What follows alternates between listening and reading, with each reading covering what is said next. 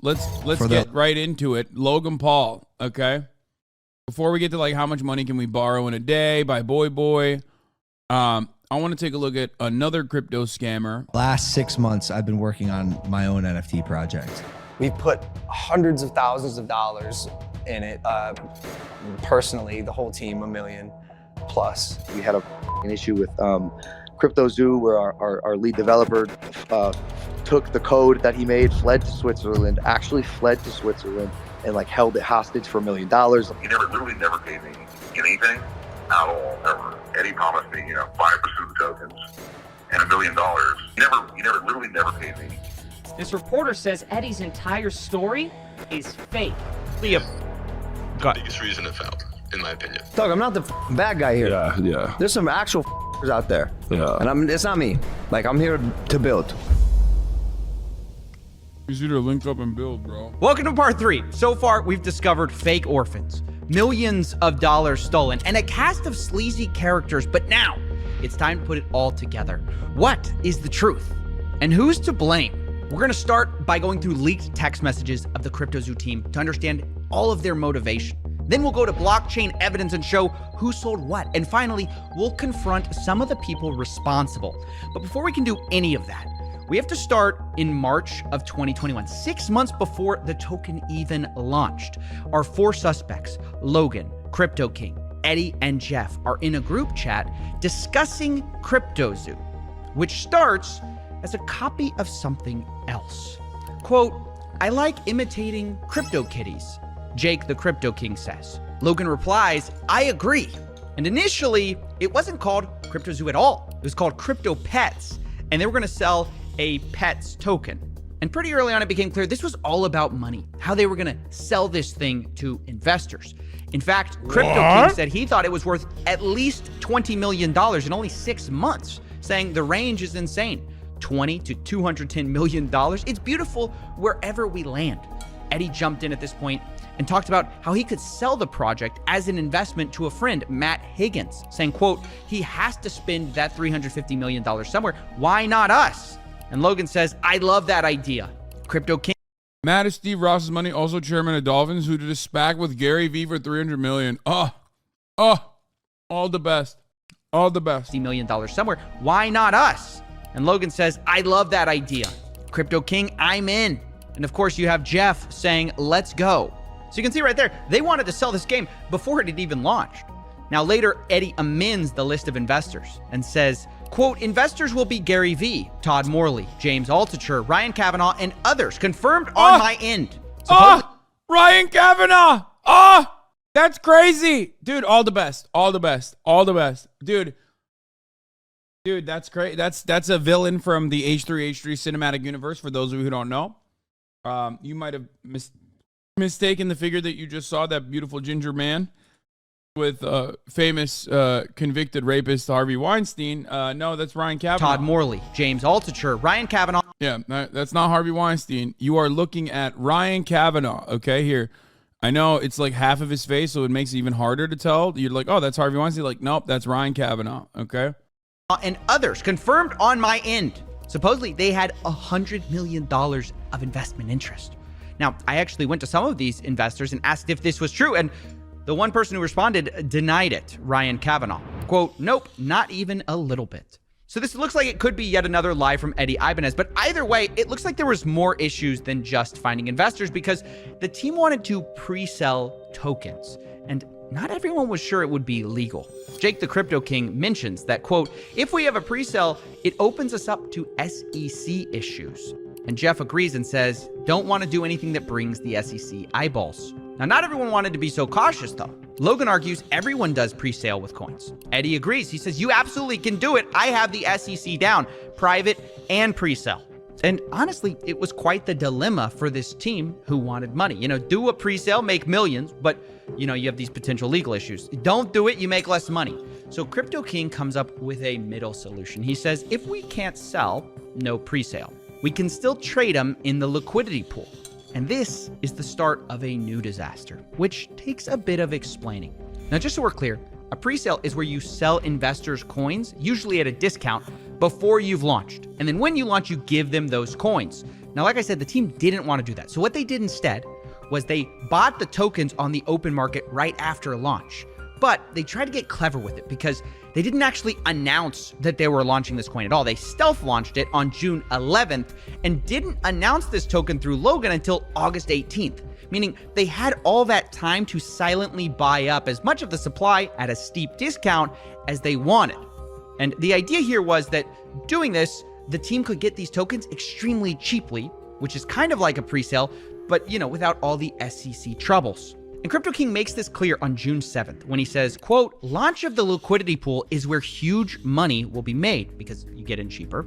And then says, we, the team, begin buying out the liquidity pool. Once the team has exhausted funds for the liquidity pool buying, we send the contract address to friends, family, investors who want to be able to get in. So obviously the plan is we buy first, then we give it to our close friends and family, and then maybe the public eventually, right?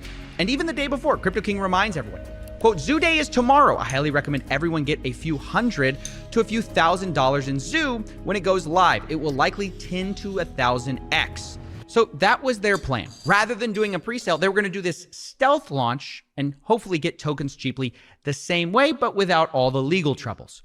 Or at least that was the plan. Because on stealth launch day, this is where things first started to go wrong for the team. At first, everything seemed to go normal. The team sat in a circle and literally bought it out as planned. But the next day, Crypto King says something odd. Quote, a bot is playing with our token. Kind of cool to watch them work. But he doesn't mention who this bot is. And he also says the asshole finished selling, but doesn't mention who that is. Now, Jeff, Logan's manager, replies upset. He says, how do we prevent someone doing what they just did again? We went from a $130 million to $26 million market cap in 2 hours. It's not cool to watch. Logan jumps in. Yeah, wait, how did that happen? And he also says, what asshole? How did anyone get this token except for us and none of us sold? Dude, I love this. It's like Den of Thieves, dude. You literally have just like a bunch of fucking crooked scammers in a room and like they can't stop scamming.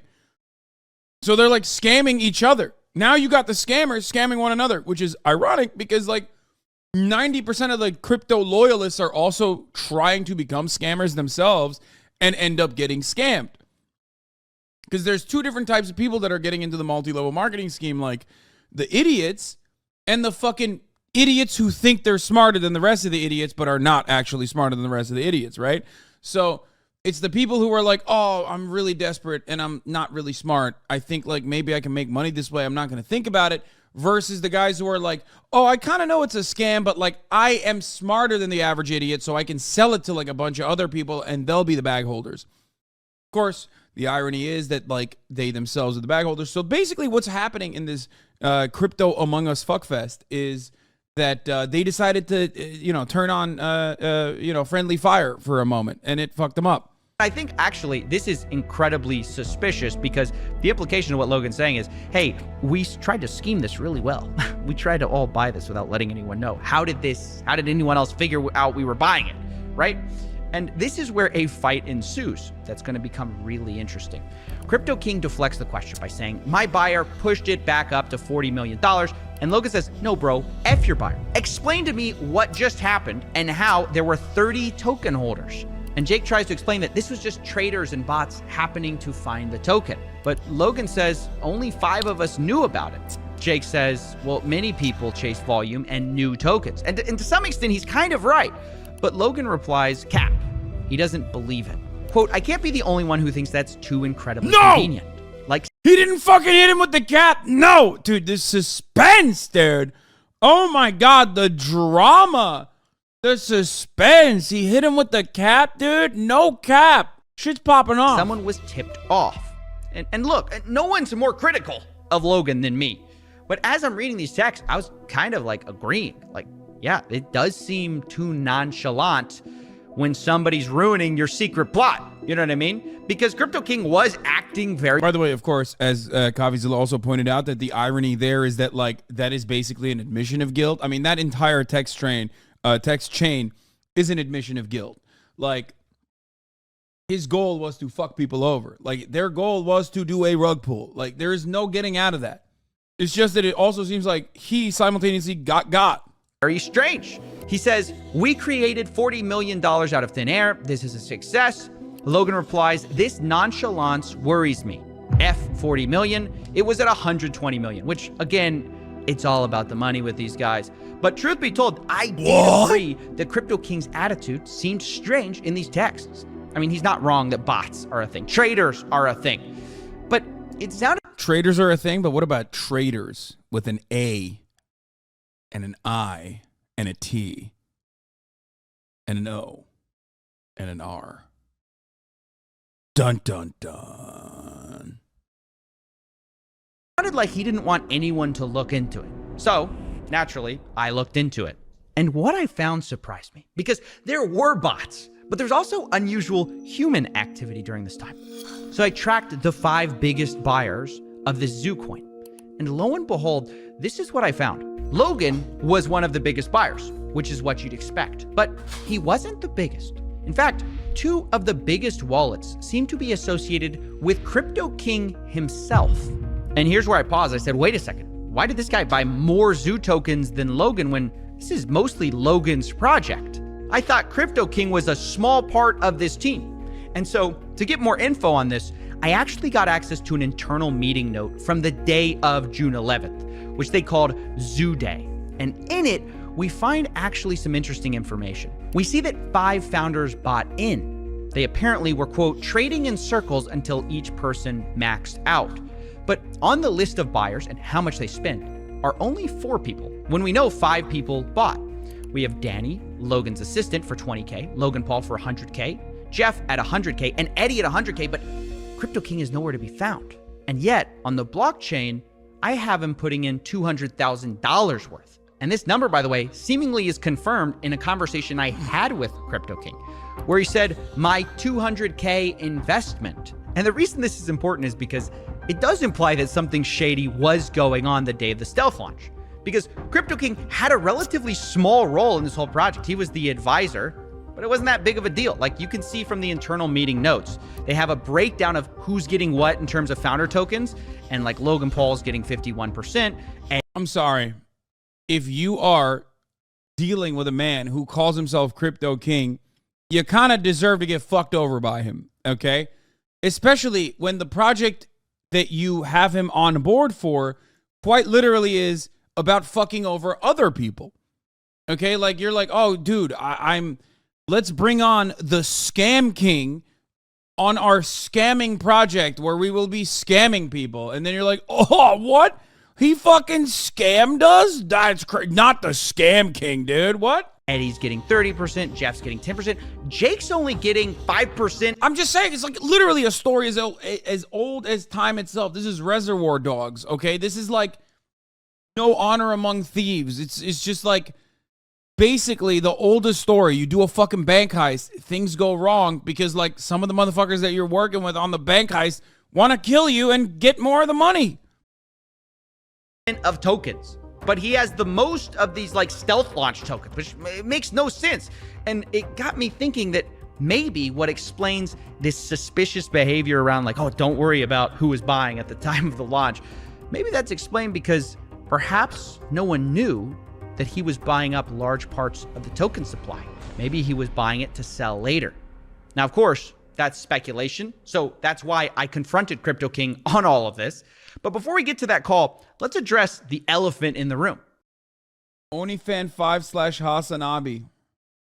Thank you for the 10 gifted subs. Logan didn't accuse Crypto King of being a scam. It was the other way around. Crypto King told Logan Paul he was a scammer. And the question is, why? Well, to answer that, we have to go from June, the stealth launch date, to September 1st, the official launch date of... Yeah, bro. You got by a guy you hired to teach you how to do scamming, and he fucking scammed you. CryptoZoo. September 1st, cryptozoo.co. Now, the day of the launch was a bit strange because you might think, well, they already have a token, right? But the first thing they did was actually create a new zoo token with a different code, but the same name. and they actually airdropped all the holders of the first zoo token with an identical amount of those coins on the second zoo token. So you might be wondering, why did they do that? Well, maybe it's to change the smart contract, but maybe it's because of what they did do. They blacklisted some of the holders. In other words, they didn't airdrop to everyone, including Jake the Crypto King. They excluded his wallets so it couldn't get these zoo coins. Jake texts the group about this the next day, saying, quote, "The zoo team made a major error this weekend. They chose not to communicate, mint a new token, and airdrop it to whatever wallets they determined fit. This decision came from Eddie and Logan, and I had no part in it. 11,250 wallets before the airdrop, under 11,000 after. They chose to blacklist and ban over 200 wallets. Now, who those wallets are, I have no idea. Bro, who scams the scammers, dog? This is crazy. It's like everybody's got a gun trained on one another, dude. This is kind of awesome. It's scamception. But he continues, quote, "As a founder like Logan, Jeff, Eddie, and Danny, I had purchased a large quantity of tokens. 5+ of my wallets had been blacklisted from the original team's buys." Now, I don't know why he had 5+ wallets there, but okay. He says 80+ billion zoo tokens were confiscated from me to date without any communication. So, wow. That's why Crypto King accused Logan of stealing from him or scamming. It's because he was frozen out of a lot of his wallets. And then we get to the text you guys all know. He says, "Logan, you stole $40 million. You're a scammer. You're a con artist, all that stuff. You betrayed your community. The reality is you aren't that guy." And Logan responds, "Oh, Jake, trust me, bro. I am Dun, dun, dun! you in the arms of an angel." And look, I mean, what do we make of this? Well, I don't know. I can't root for either of these guys because it sounds like... Yeah, it's awesome. They're both fucking awful. And this is what makes it awesome. Okay? And like, at least Logan has redeeming qualities, like, I don't know, putting his mind into, and his body into fucking working out hard and at least like doing well in the WWE circuit, you know what I mean? Like but like the crypto guy has nothing, but that is not a redeemable enough quality for him to be able to fucking turn around and scam millions of motherfuckers. There's no one that is a winner in this story except for all of us who are watching the story from what a dumb take. How does that redeem a person? No, I'm saying like in between these two guys on literally scraping the bottom of the barrel of humanity on who is going to be one of the absolute worst. Well, the bald guy is somehow still a little bit over him, but like don't misunderstand what I'm saying. Like they're still both at the end of the pile. The only people that are enjoying the process are the motherfuckers who didn't get fucked over like us. We are the only winners in this situation. Sounds like Logan stabbed him in the back, but it sounds like Crypto King made... Bro, you know what's really funny about this? Like I've never made an indication that like I am in favor of Logan Paul in any of this. And because I said he's better than the bald guy, at least, even though they're both pieces of shit, people literally lost their minds. Like I didn't even fucking say like Logan is good. I said he has one redeeming quality at least. People love to misinterpret as much as they can. I argue Logan is worse because he exploits his so-called redeeming qualities. Have you hung out with Logan? I have not. Wasn't angling it at you. Was just saying he's a piece of shit. I was agreeing with you. Yes, because you constantly go to bat for right-wing freaks who work out like Liver King. I mean, then work out, I guess. You know what I mean? Work out. No matter how hard you work, though, at the top of the hour, the 3-minute ad break is going to come for you. Okay? And you're not going to be able to outwork your way out of that 3-minute ad break. But there is something you can do. That is, of course, you can subscribe for $5 or for free. That's right. Twitch Prime is free, and you can use it here to avoid the top of the hour ad break. You can also work really hard to get gifted a sub. If you're lucky, you can get gifted a sub, and that's another way you can avoid the top of the hour ad break. Here's a 3-minute ad break now. May have stabbed him in the back in the first place, right? Because it does appear like he bought... Not gonna lie, this is coming from a wrestling fan. Logan is insanely good at WWE. Still fuck him, though. In some ways, I think that makes him an even worse person because it's like, dude, you could just like do normal things. There are plenty of content creators who don't fucking hyper focus on like trying to exhaust their audience for every fucking dime that they have. You know what I mean? You're great. You're great. No, he is. He's a great fucking wrestler, dude. Shut the fuck up. I don't give a shit. That makes it almost worse because he's like, he could just make like podcasts and do the wrestling thing and like just do the vlogging thing. Like he just doesn't need to do more than just basic entertainer shit, and he will be a multimillionaire for the rest of his fucking life. Okay? But it's like, it doesn't matter. He has to be like, oh, I have to scam. I can't sit here. I have to fucking scam. It's like, bro, you're a multimillionaire. You're a multimillionaire. What the fuck are you doing?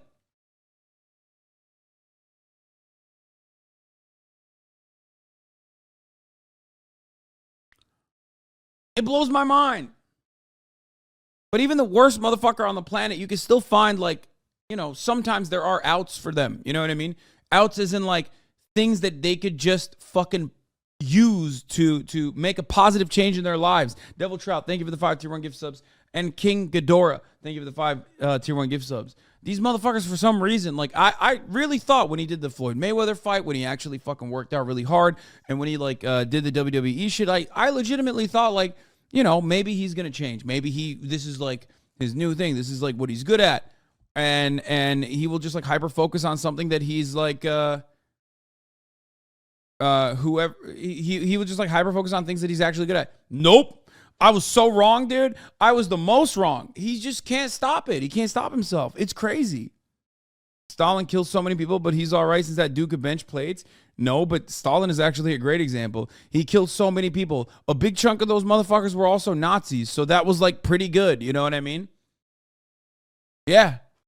Like, what are you going to fucking act like the USSR wasn't goated at Nazi murder? Get the fuck out of here. Anyway, let's continue. Tokens that maybe everyone didn't know about.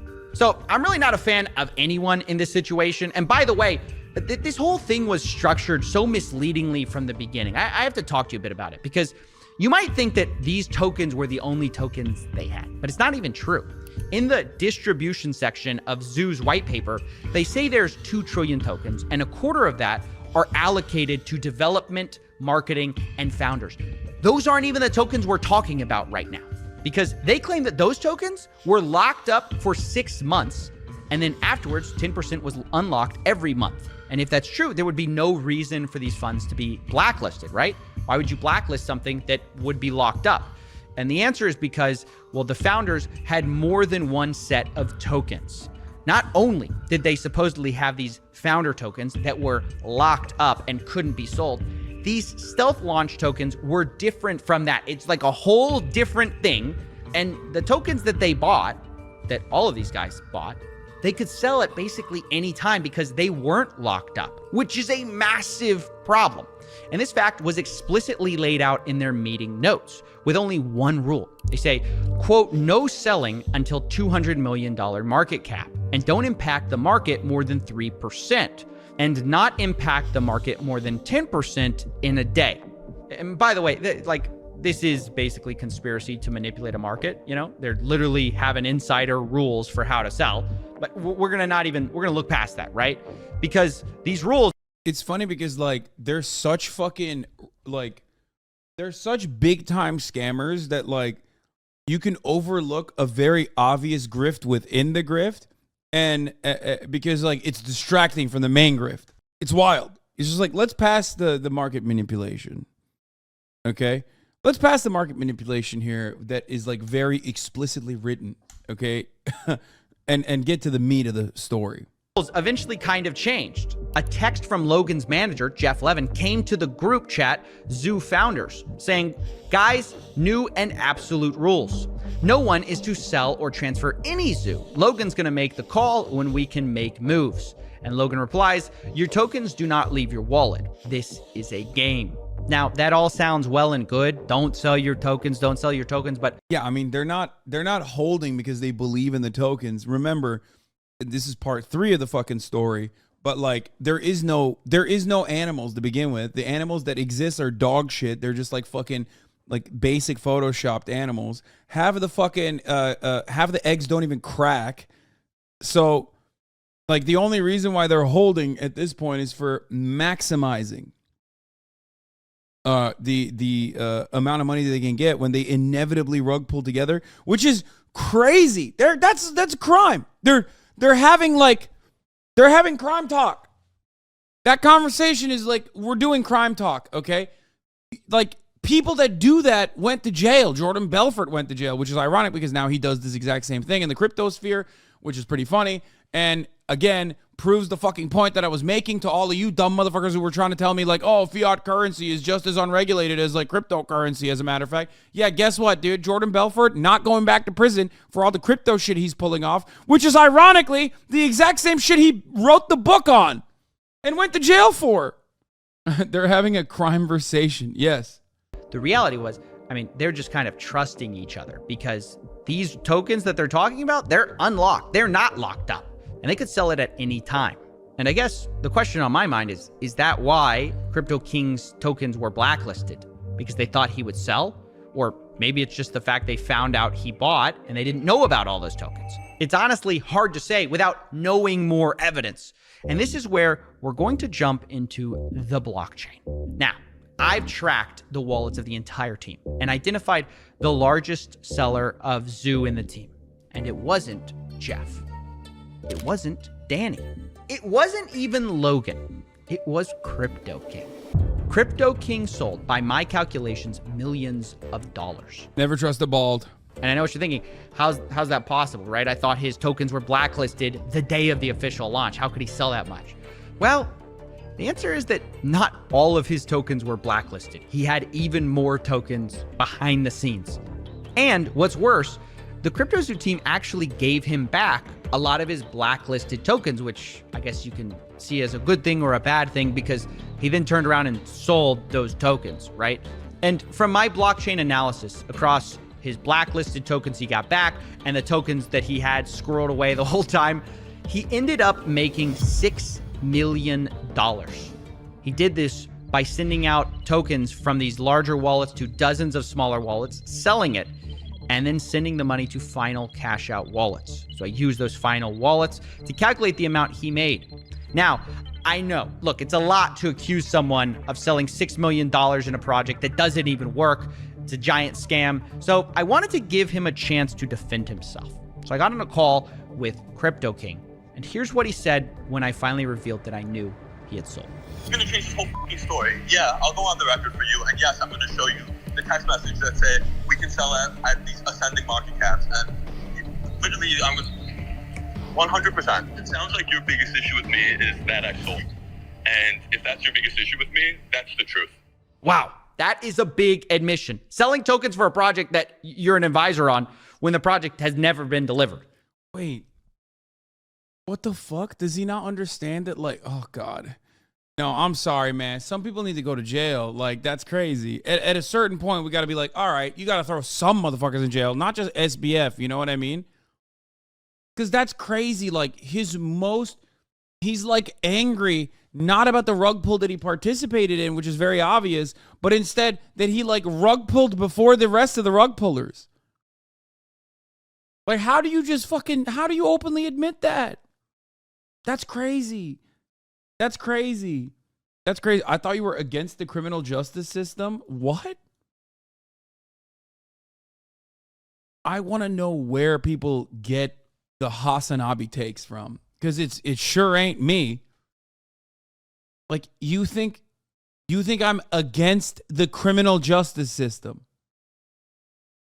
Like, as in just the concept of crime and punishment in general. Like, I think that, like, you should be able to do the crime and it's fine. Like, it's just okay. Or is it because you saw me watch a high-speed chase where I said, I love crime. I am a fan of crime. Crime is cool. And you were like, this guy must be serious about this. You've said, and I quote, this is a pro-crime stream. It's true. Yes. I did vote for crime in the Los Angeles mayoral race as well. So there's that reality. What would you do if you invested 6 figures and it was stolen from you? You spent a year of your life working and weren't paid. Put yourself in my shoes and sweating? No, I actually thank God for the solid coverage. I'll go wipe my tears with a $1 million watch. Oh, dude, sick. A lot of people have tried to take advantage of my in the crypto space. It hasn't ended well for any of them. Wait, I don't understand. But you very openly got on the team as like the scam consultant.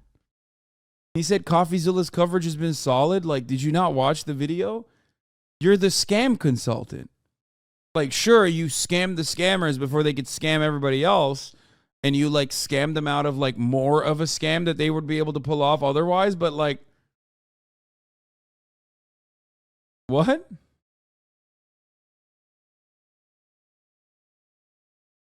Crime against capitalism is Hasan's private. Although Crypto King insists that it wasn't $6 million and he wasn't trying to rug a project. In fact, you know, really, he might. It's your chat's mission to always clip you out of context. It's no wonder people have a skewed perception of you. I mean, that perception is so powerful that like people literally, I mean, there is more to that. It's not just like chatters clipping me out of context. Let's be fucking real. I'm going to get back to the video in a second. I'm going to roll it back real quick because I do want to say something. Yeah, I know the Tory Lanez verdict will be read at 3:15. It's not just that. It's also that like people have already put me in a box, and no matter how much I ask for charitability, people refuse to give it because like I've seen like a lot of the Bradley Martin clips where it's like very clearly I'm joking. I'm like, if you go to the gym, you're gay, and like the entire fucking responses to that, and like Bradley's laughing at it. You know what I mean? Like we're clearly fucking memeing around, and everyone's like, you have long hair like woman. Dude, gay? I'm not. Fuck you. You're gay. And it's like, dude. Like, that's crazy. What the fuck? Anyway. That is a big admission. Selling tokens for a project that you're an advisor on when the project has never been delivered. Although Crypto King insists that it wasn't $6 million and he wasn't trying to rug a project. In fact, you know, really, he might be the one who got screwed over in all of this. Like, I didn't sell $6 million worth. That's going to be other wallets, but that's probably not going to be able to be me being able to be proven, except for them saying, can you send BNB to all these different wallets for me? Which that I'll be able to show you that I was giving BNB to the whole team. I'll also be able to show you that I was a 5% holder of the Zoo tokens that I was promised to be given over the 3-month period was never given. I can also show you that I was frozen out and was never given the 15 billion tokens back that I paid for in cash. So Okay. I'll show you all of those things on the record, and then you can also say that I did sell, which is also true. Yep. But as long as it's accompanied with he was a founder that was supposed to be given 5% of the project and was never given the token or paid, worked for almost a year on the project, as long as that goes in with it, then at least that tells my side of the story so people understand that it's not like I was trying to rug a. Dude, what does Coffeezilla have? Like, I feel like there's he puts a spell on every scammer, dude. They just, I guess maybe it's like a sense of entitlement from making a fuckload of money, scamming a bunch of idiots on the internet. And it's like also partially just a lack of clear-cut accountability, no regulatory agency that is in charge of like investigating these things that like, they just straight up call him up to be like, dude, I did a scam and I'm going to do it again. And it was fucking awesome. And I loved it. And like, fuck all the broke boys that are mad because like I fucked them over. Click. I don't get it. Like, what is it? Why are they just openly calling him all the time? To be like, hey, I'm the biggest scammer, actually. I've done so much awful shit, dude. Project. It's like I put $250,000 into a project plus 6 months of time, and the founder never did anything he said he was going to do, and then hired a bunch of devs that didn't do what they were going to do. And every time I gave advice, the advice was I was told to fuck off. So it can be that story, or it can be he sold all this amount and he got in early. Well, yeah, that's like 1% of it though. Incredible. He sounds like he views himself as the victim, or at least like he got screwed too, which just has to win the gold medal for me for mental gymnastics. Because, I mean, he literally had put $200,000 into this and he says he made millions of dollars. Even if you take him at his word that he didn't make the full 6 million, he admits to me later that it might be a pretty close guess. He tells me via text, quote, I don't care if you tell people I sold a few million and leave it at that. Well, okay, $6 million, a few $1 million, it's millions of dollars, right? Millions of dollars when you only put in $200,000 into a project that's never been delivered, doesn't work, scammed people out of their money. How is he saying he's the one who's in the wrong? Well, in his view, what he did was not wrong. It might have been arguably unethical, but it wasn't illegal. And what Logan did, well, That was illegal. You can say the timing was bad and it was inappropriate to sell, but the reality is I bought tokens open market and sold them open market. So there was nothing illegal about that. Ethically, arguable. The rest that Logan did to me was ethically wrong and illegal. Wait, what? No, it definitely is. What? Like, if these were securities, what he did would land him in prison. Okay? That's insane. Like, what do you mean it's not illegal? Nothing is illegal, motherfucker. It's cryptocurrency. Like, you can do whatever the fuck you want, clearly. I don't understand. He just said, oh, well, nothing I did was illegal. Well, technically, nothing Logan did is illegal either. Securities are secured. These are fraudities. Wait, so is all of this illegal? Is Crypto King technically right? No, Crypto King is not right. Because either all of it is illegal, including what Crypto King did, or none of it is illegal, including what Crypto King did, which is true. The second part is unfortunately true. None of this is technically illegal. It would be very illegal. Everything that they did would be very illegal if done on the stock market with securities. Like that would be securities fraud. That would be a conspiracy, insider trading, like everything. Okay, you can't just do that. But it's not regulated. So technically, it's almost like a, well, you knew the risks when you signed up, idiot type thing. You know what I mean? I guess what Logan did was illegal because he didn't give Crypto King the tokens he was promised. Yeah, he made a contract void, which in libertarian paradise is the worst thing you can do.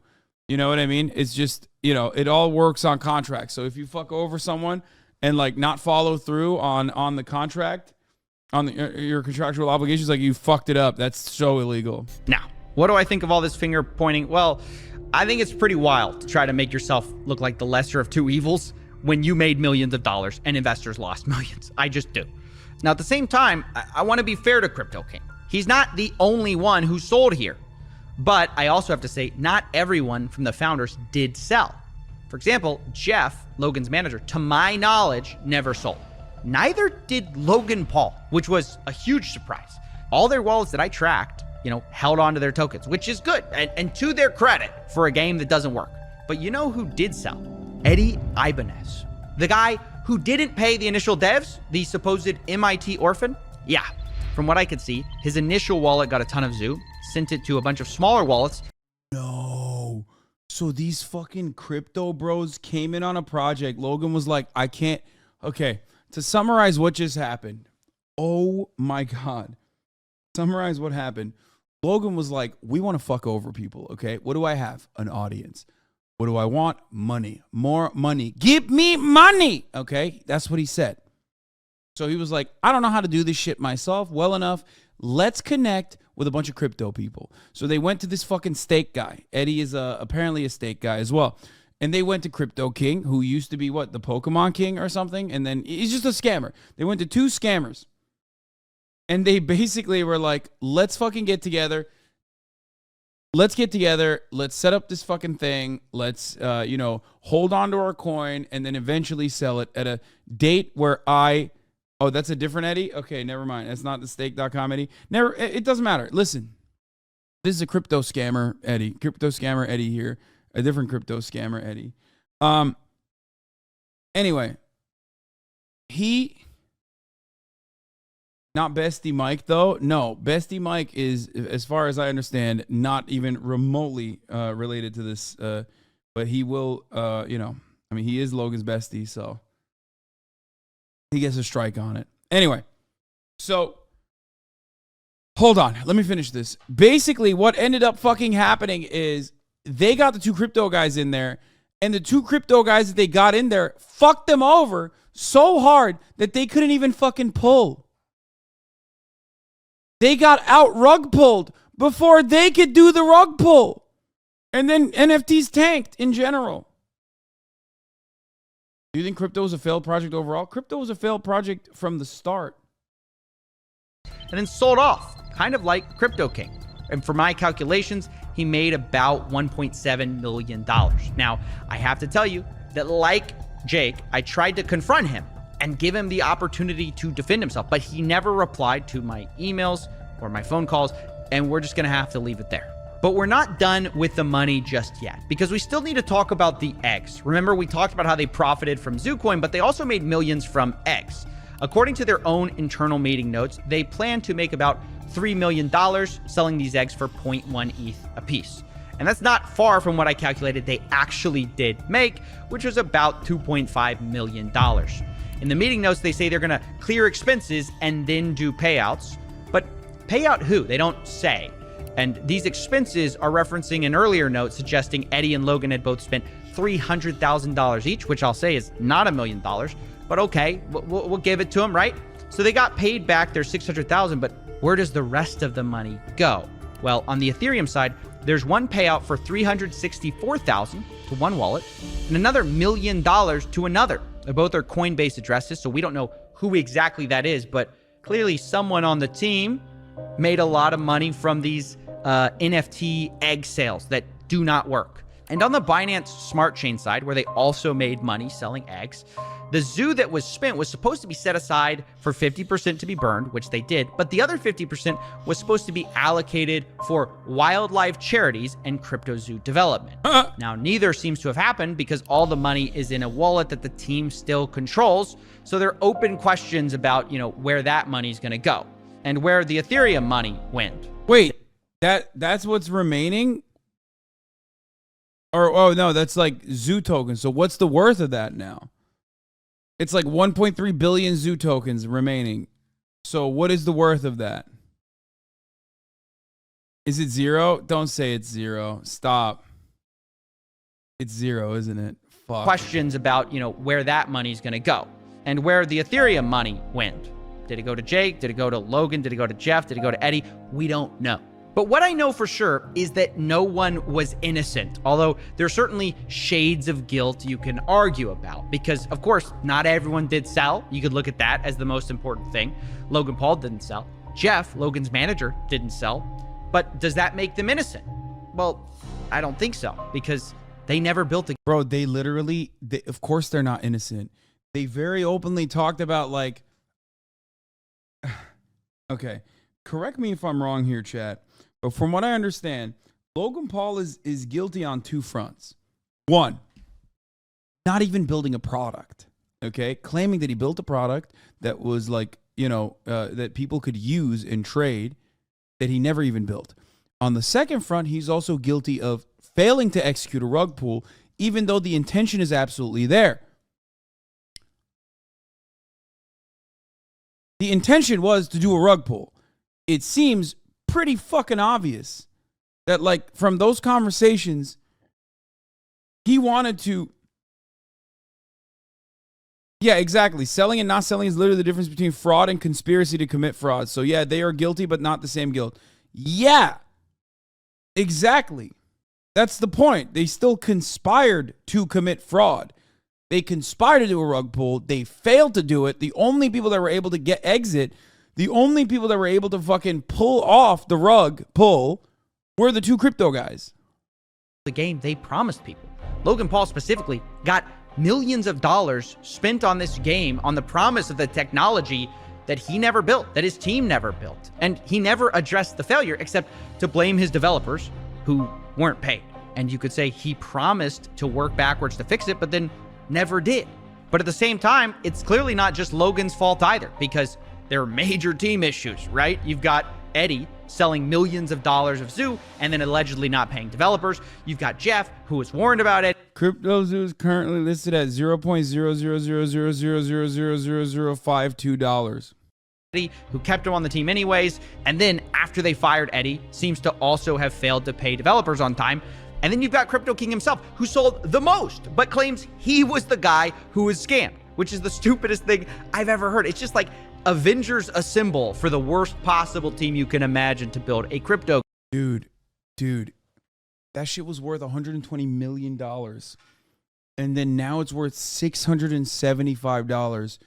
Please never talk to me about cryptocurrency being valid ever again, okay?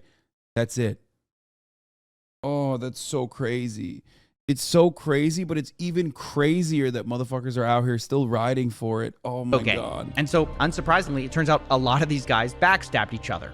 And so, finding a way to wrap this up was difficult because it's hard to assign exact proportions of blame. Because if you focus on any one person, you kind of miss why this project failed. CryptoZoo, at the end of the day, did not fail because the price went too low. CryptoZoo failed because they never built a functioning game that they promised. Really, the number one problem, even bigger than people selling millions of dollars of tokens, was that they never paid the... A fake Rolex is worthless. All watches are scams. You cannot be comparing at least like a fake Rolex. It still tells time, okay? Like, I get what you're trying to say here, but at least a fake Rolex is still a tangible physical object that you can touch. You can still fool people into thinking it's a real Rolex. It's a physical thing that exists in the space. You cannot be fucking turning around and comparing that to something that does not exist. Just doesn't exist. Sometimes not even in your minds, okay? Developers on time, as boring as that is. And as a result, the investors not only got rugged for millions of dollars, which is a problem, but they just didn't get the core thing they had bought from the beginning, which was not a crypto project, but something different. I'm excited to launch my game. You keep using and you just did it again. You keep using a word there, game. You're not using like a project. It's a game. It's a game. It's a really fun game that makes you money. That's it. That to me is the biggest scam in all of this. Yes, it's a huge problem. People stole millions Watch out, of dollars. Mike. But it's a symptom of the larger issue, which is people didn't actually care about the game or this, whatever you want to call it. They just cared about the money. And this is ultimately what happens when you have an influencer LARPing as a businessman. It's what happens when you have a liar LARPing as a developer. And it's what happens when you have a shady crypto guru LARPing as a crypto king. You end up with a mess. And in my personal opinion, a fraud as well. And now that this thing blew up in their faces, these four seem to be dodging accountability faster than SBF dodges calls with me. Because I have reached out to everyone involved. I've tried to get all of their statements on things. So far, no one has taken accountability or offered to refund the victims at all. They're all hiding, pretending these victims don't even exist. But they do Hope that's not how you don't get any cryptocurrency. The future of bankruptcy is true. And throughout my investigations, they've been the heartbeat of this whole thing. So I decided to close this investigations in a bit of a unique way. Rather than me deciding who's to blame or me deciding what you should think, I want to give them the last word. Why would they talk to you, Coffeezilla? Bro, what do you mean? Turns out it's more surprising to Coffeezilla that crypto scammers aren't talking to him, because crypto scammers, including Sam Bankman fraud, love talking to Coffeezilla, bro.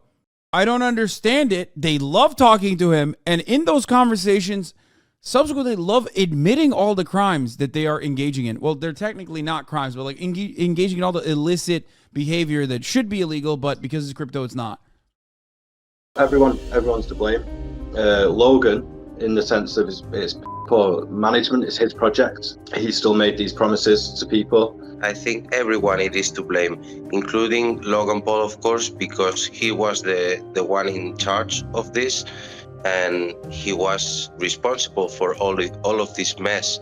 Everybody has a big part and a massive cross to bear. Each one of them scammed the project in their own way, and then off to the sunset they went. It was his job to check the team, to make sure that everyone is working together, to make sure that he is giving the funds of the people that put it into his project under his name to people that he actually trusts. So in my opinion, if the team failed to perform, that's... Money on your bank account is digital currency. If you want to withdraw all of it, they would tell you it's not possible. Oh my God, it exists on the blockchain. That's really interesting that you bring up money on the fucking bank account. Yeah, those are numbers, but if the bank literally was unable to actually give you the money, okay, there is a concept called the FDIC insurance where the federal government would kick in. You understand that, right? Like, you have to understand. The main difference between cryptocurrency and just fiat currency is the regulatory agencies that manage it and regulate it. There are rules, okay? There are rules to the game with fiat currency. There are no rules with cryptocurrency. What the fuck? Why? Why are you like this? I don't understand it. You lose money if you sell these zoo coins. Is a crowdfund cap. It's easier to scam people with fiat. Oh, this is the scam. It's easier to scam people with fiat guy. Let's go. It's that guy. Oh, he's back. Bitcoin maxis are so weird. The only thing they say is that BTC is the only crypto that's decentralized, which is not true. Fuck. He is baiting. God damn it, dude. Or maybe he is a crypto clout. Let's go. Free clout, baby.